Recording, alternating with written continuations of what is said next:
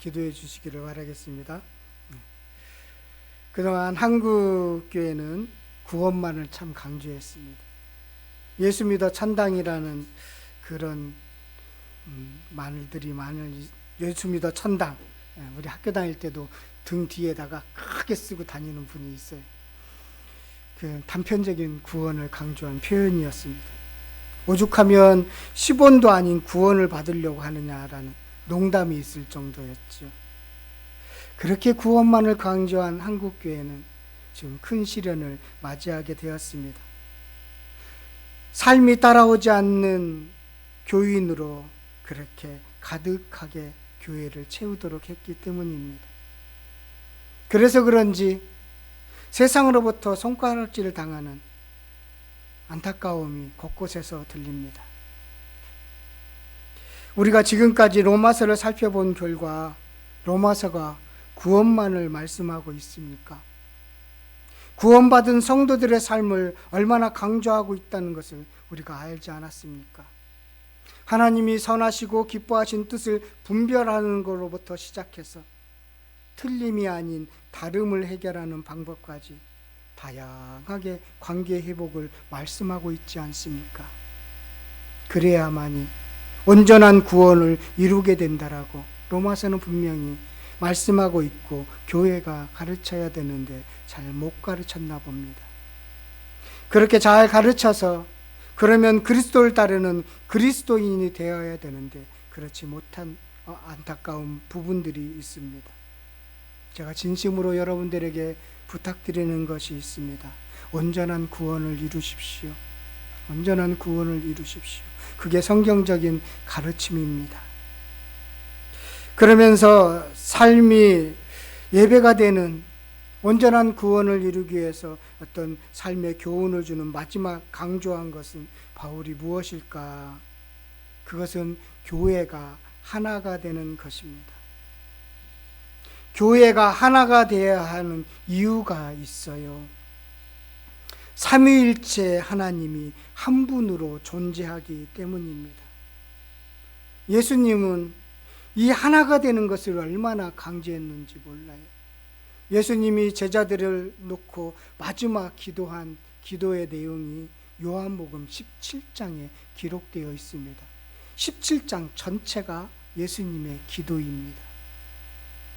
그 17장 21절에 이런 말씀이 있습니다. 아버지여, 아버지께서 내 안에, 내가 아버지 안에 있는 것 같이 그들도 다 하나가 되어 우리 안에 있게 하사 세상으로 아버지께서 나를 보내신 것을 믿게 하옵소서. 이게 예수님의 제자들을 놓고 한 마지막 기도입니다.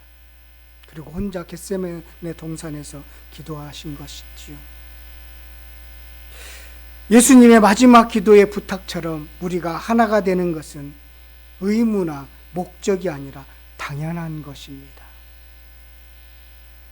예수님은 하나가 되는 방법으로 밥을 같이 먹었습니다.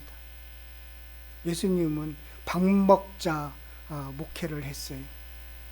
오죽하면 음식을 탐하는 자라는 비판을 받을 정도로 밥을 많이 식사를 했습니다. 성만찬이 대표적인 밥 먹자입니다. 포도주와 빵을 나누면서 이것은 내 피라고 이것은 내 몸이라고 하면서 하나를 가르쳤습니다. 하나가 되는 것을 가르쳤어요. 그리고 예수님은 그 자리에서 제자들의 발을 씻어 주었습니다. 하나가 되는 곳에는 섬김과 사랑이 뒤따른다는 것을 몸소 실천했습니다. 하나가 되기 위해서는 섬김과 사랑이 필수적으로 포함되어 있다는 것이죠. 그것이 빠져서는 하나가 될 수가 없어요. 아무리 하나라고 이야기하지만 하나가 안 된다는 것입니다. 그것을 몸소 실천해 보여주셨습니다. 베드로가 업으로 돌아갔을 때 아침 조반을 차려주면서 밥 먹자라고 했지요. 그 자리가 바로 그 식사의 자리는 위로의 자리고 회복의 자리였습니다.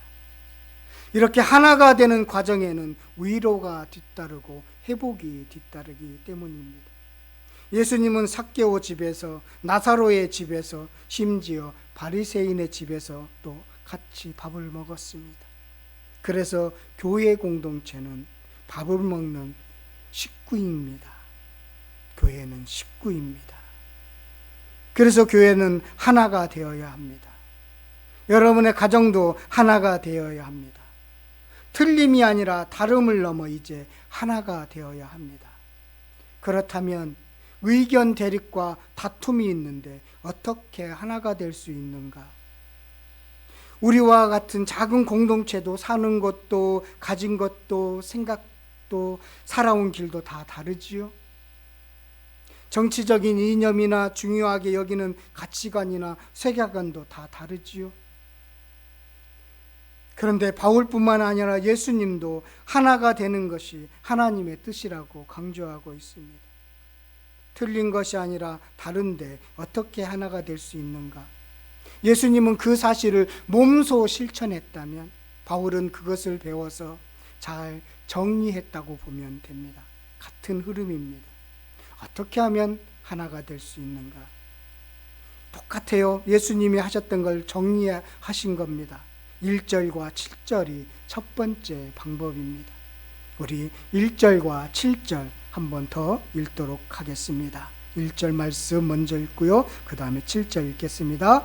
믿음이 강한 우리는 마땅히 믿음이 약한 자의 약점을 담당하고 자기를 기쁘게 하지 아니할 것이라. 7절이요. 그러므로 그리스도께서 우리를 받아 하나님께 영광을 돌리심과 같이 너희도 서로 받으라. 교회 안에는 믿음이 강한 자와 약한 자가 있습니다. 로마 교회에서는 믿음이 강한 자는 이방인 그리스도인이었습니다. 다수를 차지했고 고기와 절기에 얽매이지 않는 자유를 강조한 그런 성도들이었습니다. 로마 교회에서 약한 자는 유대인 그리스도인입니다. 겉으로 보면 강한 자처럼 보였지만 경건한 생활을 했지만 바울은 거꾸로 이들이 약한 자다라고 지칭하고 있습니다. 강한 자는 약한 자를 담당해야 합니다. 여기서 1절에 담당하다라는 것은 내가 짊어진다라는 뜻입니다. 내가 짊어진다는 것이에요.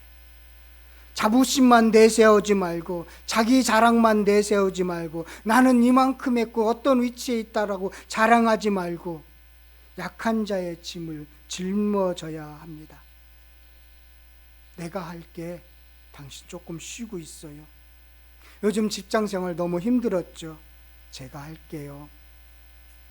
참 마음이 힘들었죠. 쉬면서 은혜를 받으세요. 이게 강한 자가 짐을 짊어지는 태도입니다. 여러분 오늘 들어오시면서 1층이 조금 넓어졌다는 느낌이 들었죠. 예. 냉장고가 드디어 1층에서 지하로 내려오게 되었습니다. 예. 제가 친하게 지내는 어떤 목사님이 오랜만에 월요일날 방문을 했어요. 이런저런 이야기하고 저녁 식사 먹으면서 또 몽골에 오는 몽골 선교 갔다 온 이야기도 듣고 몽골에 그 단어가 생각이 안 나요. 권사님 먹었던 게 뭐였죠? 조콜릿. 예. 그것도 주면서 나눠 먹고 그래서 교제를 나누고 그랬어요. 그런데 이 부부 목사님은 자신이 이렇게 눈에 들어온 게 있으면 누가 시키지도 않는데 발벗고 나서는 분이었습니다. 그렇게 나누어주고 위로해주고 그러는 것을 행복으로 여기는 분이에요. 그분의 꿈이 있다면 뒤에 선물들을 가득 차에다 싣고 나서 막 나눠주면 평생 살았으면 좋겠다고 하는 게 그분들의 꿈입니다. 꿈이 꼭 이루어졌으면 좋겠고 저는 받았으면 좋겠습니다. 네, 저도 그런 꿈이 있는데 그분이 우리가 집중 뭐 냉장고 뭐 이런 이야기도 없었고요. 그 부탁도 하지 않았습니다. 그런데 돌아가서 삼성 서비스 센터에 전화해서 알아봐서 처리해갔고요. 금요일날 내려오게 되었습니다. 재밌는 목사님 부부죠. 저의 약한 부분을 담당해 주었습니다. 오늘 설교 준비하면서 이거 은혜 나누라고 이런 일이 주중에 있었나 보다 생각이 들었습니다.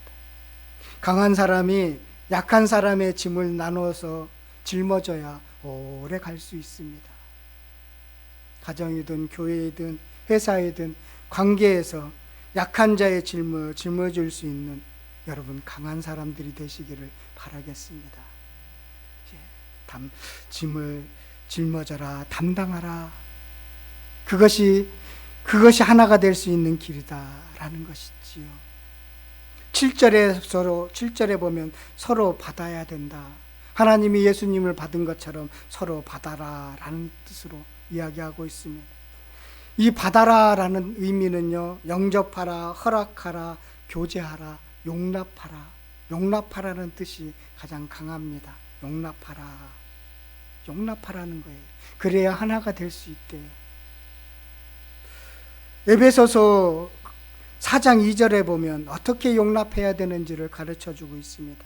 이 말씀은 오늘 설교하고도 연결이 되니까요, 꼭 찾아서 한번 읽었으면 좋겠습니다. 에베소서 4장 2절입니다. 에베소서 4장 2절 말씀.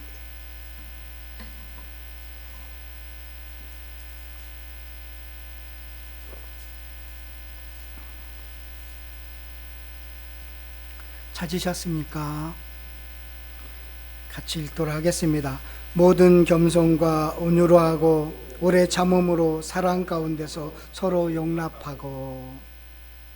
겸손, 온유, 오래 참음, 사랑으로 서로를 용납하는 것입니다. 마음에 들지 않는 부분이 있으면 비판하거나 업신여기지 않고 그럴 수 있지 하고 용납하는 것입니다. 용납하지 못하면요, 하나가 될 수가 없어요. 지적하기만 하고 핀잔만 주면 하나가 될 수가 없습니다. 자녀를 용납하면서 키우는 것입니다. 한 번 실수로 내치는 것이 아니라 용납하고 또 용납하고 해서 결국 하나님의 자녀가 되도록 길을 열어놓는 것입니다. 그래야 하나가 될 수 있습니다. 현실적으로 믿음이 강한 사람이라는 분들은 이래라 저래라 그런 이야기들을 합니다. 그래서 상처를 받습니다. 지적하고 비판하는 것은 강한 게 아니라 약함입니다. 진짜 강함은 용납하는 것입니다. 조용히 같이 짐을 져주는 것이 진짜 강한 사람입니다. 그렇게 해서 교회는 하나가 되는 것입니다. 여러분들의 공동체가 하나가 되는 것이고 가정이 하나가 되는 것입니다. 우리 교회는 이런 공동체를 지향하면서 나갔으면 좋겠습니다. 두 번째는 또 필요한 게 있어요. 1절과 2절 다시 한번 더 보도록 하겠습니다. 1절과 2절 말씀인데요, 다시 한번 읽으면서 그 뜻을 새겨봤으면 좋겠습니다. 믿음이 강한 우리는 마땅히 믿음이 약한 자의 약점을 담당하고 자기를 기쁘게 하지 아니할 것이라. 우리 각 사람이 이웃을 기쁘게 하되 선을 이루고 덕을 세우도록 합시다. 자기를 기뻐하지 않는 것입니다. 이 땅의 대부분 사람은 자기를 기쁘게 하면서 삽니다. 그러나 하나가 되기 위해서는 반대로 이웃을 기쁘게 하라고 합니다. 그래야 하나가 될 수 있습니다. 타인의 기쁨을 위해 한번 살아보십시오. 어떻게 변화가 일어나는지, 어떤 기쁨이 따라오는지 타인을 위해서 살아보시는 사람이라면 꼭 경험하는 게 있을 것입니다. 그런 경험들 하셨지요. 타인을 도와주었을 때의 그 기쁨은요, 자기를 위한 기쁨보다 몇 배의 기쁨이 오래 지속됩니다. 그 기쁨을 알기에 섬기고 봉사하는 것입니다. 처음에는 이웃의 기쁨을 시작하다가 어느 시점에 대해서 그 기쁨을 잃으면 다시 자기의 기쁨, 그 섬김이, 그 봉사가 자기의 기쁨, 자기의 위치, 자기의 명예를 위해서 하게 됩니다. 이것이 타락입니다. 그렇게 하면 하나가 될 수가 없습니다. 자기의 기쁨이 아니라 남의 덕을 세우기 위해서, 선을 이루기 위해서 그렇게 살을 때 하나가 된다는 것이에요. 내가 살고 당신도 살면 그렇게 서로 더 풍성해지는 것이지요. 형님 먼저 아우 먼저라는 동화가 있는 것처럼 그렇게 교회는 아름다운 공동체를 이루어 나가는 것입니다. 받았으면 고맙습니다. 해주었으면 감사합니다. 이래야만이 하나가 되는 거예요. 그렇게 살아야 되는 이유가 있습니다. 그것은 3절인데요. 예수님이 그렇게 살았기 때문입니다. 예수님이 그렇게 살았어요. 그래서 너희도 그렇게 살아봐 라고 말씀하는 것입니다. 우리 찬양 중에 원하고 바라고 기도합니다라는 제목의 찬양이 있습니다. 그 후렴에 이렇게 되어 있죠. 하나님의 꿈이 나의 비전이 되고 예수님의 성품이 나의 인격이 되고 성령님의 능력이 나의 능력이 되기를 원하고 바라고 기도합니다. 그래서 무엇을 하려고요? 그래서 무엇을 할 겁니까? 그 질문의 대답이 바로 하나가 되는 것입니다. 예수님의 성품, 예수님 하나님의 비전, 하나님의 뜻, 성령님께서 능력을 주셔서 하나가 되도록, 예수님과 내가 하나가 되도록, 이웃과 하나가 되도록 이루시는 일을, 그게 하나님의 뜻인 것입니다. 그런 가운데 이런 5절과 6절의 말씀 보시면 이제 인내와 위로의 하나님이 너희로 그리스도 예수를 본받아 서로 뜻이 같게 하여 주사 한 마음과 한 입으로 하나님 곧 우리 주 예수 그리스도의 아버지께 영광을 돌리게 하려 합니다. 인내와 위로의 하나님이 예수님을 본받아 서로 뜻을 갖게 하여 하나가 되게 하는 것, 이것이 영광을 돌리는 일이라는 것입니다.